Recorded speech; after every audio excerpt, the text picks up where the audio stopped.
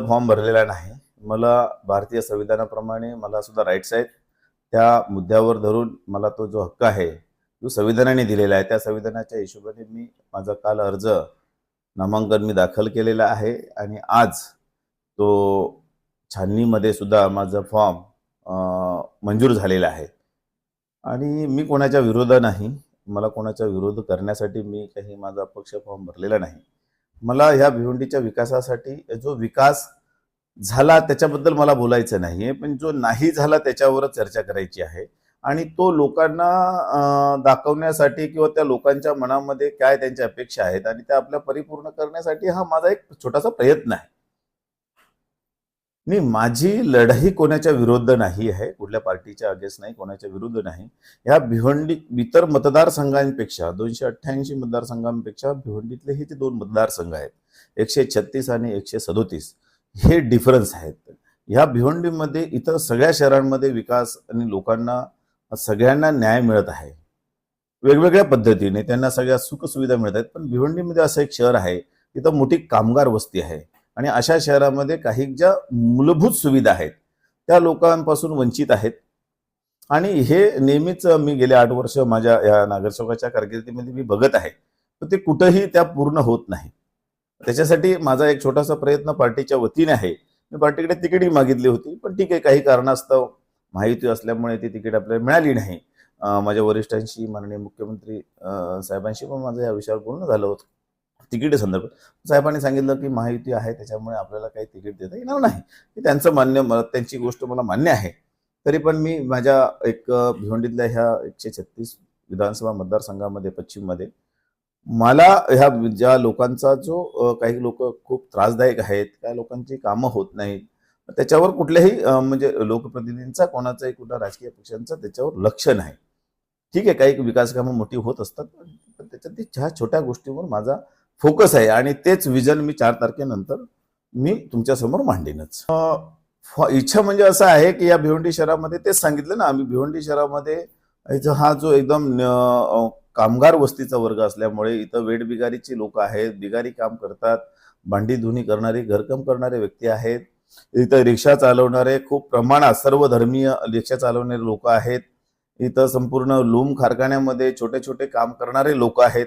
आणि त्याचप्रमाणे इथं एक कामगारांचा एक मोठा, आणि आता बाजूला शहराच्या बाजूला सुद्धा एक गोडाऊनचा हब झालेला आहे आणि तिथं सुद्धा इथले लोक कामगार म्हणून तिकडे जात असतात आणि ते शहरात या राहतात. आणि ह्या शहरात राहत असताना कामगारांना कुठल्याही प्रकारचे त्यांचा जो मूलभूत हक्क आहे, त्यांना जे डॉक्टर्स, मेडिकल ह्या संदर्भात त्यांना जो काही त्यांचा बेनिफिट कामगार वर्गांना मिळाला पाहिजे तो ह्या शहरात मिळत नाही. आणि तो कामगारांसाठी मी मिळवून देण्याचा माझा प्रयत्न राहील आणि तो मी मिळवण्यासाठी मी प्रयत्न करेन आणि मी माझा तो प्रयत्न पहिल्यापासून आहे. आणि त्याचप्रमाणे या शहरामध्ये सर्वच म्हणजे ज्याप्रमाणे एक मध्यमवर्गीयांपेक्षा खाली असलेल्या सर्वच आर्थिकदृष्ट्या सक्षम नसलेल्या लोकांना जे झोपडपट्टीतून किंवा एखाद्या चाळीतून घर घेऊन टॉयलेट बाथरूमचे त्यांना इश्यू आहेत, अशा लोकांना एखाद्या फ्लॅटमध्ये किंवा एखाद्या आरसीसी घरामध्ये जाण्याची त्यांची इच्छा आहे. तर असे लोकांचे पूर्व आणि पश्चिम मधून माझ्याकडे जवळजवळ 3 ते 3.5 हजार लोकांनी मागणी केलेली आहे की साहेब, आम्हाला सरकारच्या माध्यमातून कमी रेटमध्ये आम्हाला घर देण्यासाठी तुम्ही प्रयत्न करा. त्यांचे 3.5 असं आमची एक संस्था आहे, त्या संस्थेच्या मार्फत आम्ही तो प्रयत्न करतोय. 3.5 लोकांनी कमीत कमी आपल्याकडे ऍप्लिकेबल केलेले आहे. त्याच्यातून 2,000 लोकांचे फॉर्म आपण एकदम फिलअप करून ठेवलेले आहेत आणि ही मागणी आम्ही सरकारकडे करणार आहोत. ह्या एवढ्या मोठ्या समस्या ह्या कामगारांच्या आणि लोकांच्या आहेत, ह्या कुठंतरी मला त्या सॉल्व्ह करायच्या आहेत. आणि त्या करण्यासाठी आपल्याला कुठल्या तरी चांगल्या पदावर लोकप्रतिनिधी म्हणून जाण्याची एक संधी मिळाल्यानंतर ही कामं आसान होतात. त्याच्यासाठी माझा तो एक छोटासा प्रयत्न आहे. ह्या सगळ्या 3,500 लोकांना त्यांची मागणी माझ्याकडे ऑलरेडी त्या सगळ्या बायोडेटा आहे. त्या लोकांना घरं देण्याचा माझा एक प्रयत्न आहे. त्याच्यामध्ये जास्त करून पश्चिममध्ये त्यांची जास्त मागणी आहे, इथं जास्त वर्कर्स आहेत आणि त्यांनी भिवंडी शहराच्या लगत कुठेही आम्हाला घरं द्या, कमी किमतीत, अर्ध्या किमतीमध्ये द्या, असं त्यांचं म्हणणं आहे. तर ह्या सगळ्याच गोष्टीचा मी विचार केल्यानंतर माझ्या लक्षात आलं की आपल्याला ह्या लोकांसाठी काहीतरी करावं. ते करण्यासाठी आपल्याला ही काहीतरी कदम उचलावा लागेल. हा एक माझा छोटासा प्रयत्न आहे. आणि हा मुद्दा खरोखरच तुम्ही म्हणजे माझ्या याच्यामध्ये आहेच डोक्यात, पण तो हा मुद्दा तुम्ही विचारला तो खूपच चांगला आहे. नेहमीच आता लोकसभेचं इलेक्शन झालं, त्याच्यामध्ये माननीय कपिल पाटील साहेब, माजी केंद्रीय मंत्री, यांच्यासमोर सुद्धा लोकांनी हा प्रश्न मांडला होता. आता सध्याचे असलेले खासदार बाळामामा म्हात्रे साहेबांकडे सुद्धा हा विषय मांडला गेलाय. ते विषय मांडत असताना लोकांनी हे म्हटलंय की टोरॅन्ड हटाओ. तर माझा ह्या हटाओ ह्याला विरोध आहे. पण टोरॅन्डच्या ज्या जाचक अटी आहेत आणि जे टोरॅन्ड ऍक्च्युली ज्या प्रकारे आमच्या सर्वसाधारण मीटर किंवा जे धारक आहेत त्यांना जो त्रास दिला जातो, जसं विजिलन्स असेल, मीटरमध्ये छेडछाणी असेल, मीटरच्या वेळेवर बिलं न पोचवणं, त्याच्यामध्ये त्यांना कडक कायद्यामध्ये त्यांच्या ज्या गोष्टी कायदा ते म्हणजे सिक्युरिटी घेऊन एखाद्या आमच्या मतदारांवरती किंवा आमच्या असलेल्या लोकांवरती दादागिरी करतात. आणि ते त्यांनी जिथं गेल्यानंतर त्यांची जी एक इंग्रजांसारखी जी फौज आहे, आम्हाला या ऑफिसरला भेटण्यासाठी 4 कॅबिन सोडा लागतात. तर हे ज्या सगळ्या ज्या काही गोष्टी आहेत त्या सिक्युरिटीमध्ये करतायत, ह्या गोष्टीवर ते आपला अंकुश असला पाहिजे आणि त्याचा जाब कायदेशीर दृष्ट्या सरकारकडे आणि टोरॅन्डला विचारण्याची क्षमता आपल्यात असली पाहिजे. लोकांना आपण टोरॅन्ड हटून काही होणार नाही, कारण टोरॅन्ड हटून आपण परत एमएससीबी मध्ये आलो तर परत आपली हालत अजून खराब होईल. पण ह्या ज्या टोरॅन्डच्या जाचक अटी आहेत त्या कुठल्याही दुसऱ्या एजन्सीमध्ये नाही आहेत. जसं टाटा पॉवर आहे, तुमच्या बाकी रिलायन्स आहे, अशा कुठल्याही एजन्सीमध्ये ही परिस्थिती नाहीये.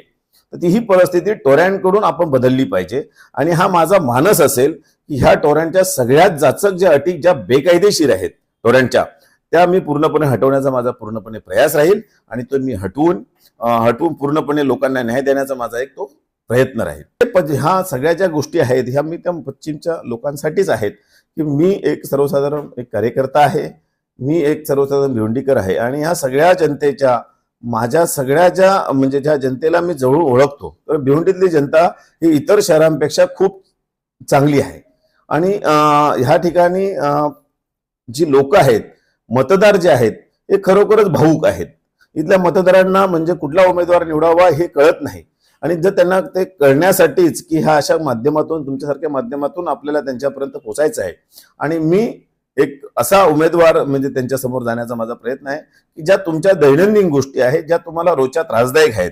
याच्यामध्ये सगळ्यात मोठी गोष्ट अशी आहे की ठाणा आणि भिवंडी याच्यामधली असलेली कनेक्टिव्हिटी, याच्यामध्ये सार्वजनिक वाहनाचा कुठल्याही प्रकारचा उपभोग घेतला जात नाही.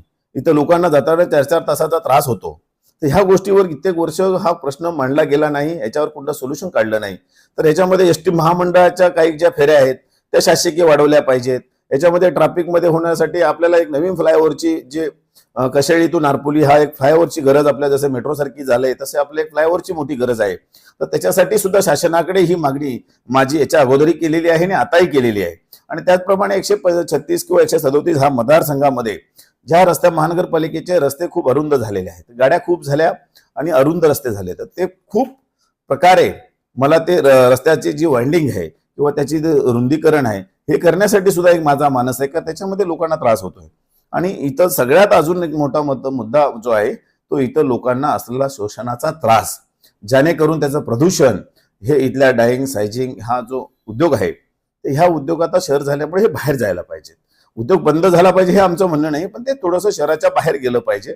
जिथं एमआयडीसी सारख्या काही सुविधा आहेत अशा ठिकाणी ते गेलं पाहिजे. हा माझा एक प्रयास राहील.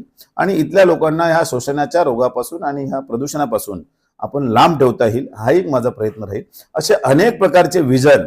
त्याचप्रमाणे शैक्षणिक जो प्रकार आहे की प्रत्येक मुलांना मेडिकल कॉलेज, अजून त्यांना कुठल्या तरी मोठ्या महाविद्यालयात जायचं असेल तर ह्या भिवंडी शहरात किंवा भिवंडी तालुक्यामध्ये एवढं मोठं कॉलेज नाही. तर माझा तोही एक मानस राहील की बाबा ह्या माध्यमातून आपण जर ह्या ठिकाणी सरकारकडे मागणी केली, सरकारमध्ये आपण असलो तर आपल्याला ह्या गोष्टी सहज करता येतील आणि त्या लोकांना सुविधा देण्याचा माझा हा एक प्रयत्न मोठा असेल. त्या निमित्ताने मी आज 4 तारखेनंतर परत मी त्या समोर येणारच आहे आणि मी ह्या सगळ्या माझं जे विजन आहे हे लेखी मी तुमच्या समोर मांडेल. आणि लोकांबद्दल माझं प्रेम आहे आणि लोकांचंही माझ्यावर प्रेम आहे ही वस्तुस्थिती आहे. नाही त्या म्हणजे आमचे माननीय मुख्यमंत्री एकनाथजी शिंदे साहेबांनी संतोष शेट्टी साहेबांना प्रवेश दिला. त्याच्यानंतर आमची एक मीटिंग झाली, त्या सर्व कार्यकर्त्यांमध्ये मी उपस्थित होतो. आणि त्या दिवशी माझा स्वतःचा फॉर्म भरायचा असल्यामुळे कारणाने अपक्ष फॉर्म भरत असल्यामुळे मला तिथं तो वेळ मिळाला नाही. कारण मी आदल्या दिवशी फॉर्म भरला होता पण त्याच्यामध्ये काही त्रुटी निघाल्यामुळे मी त्या 29 तारखेला परिपूर्ण केल्या आणि त्याप्रमाणे म्हणून मला तिथं जाता आलं नाही. हे त्याचं मागचं एक कारण आहे.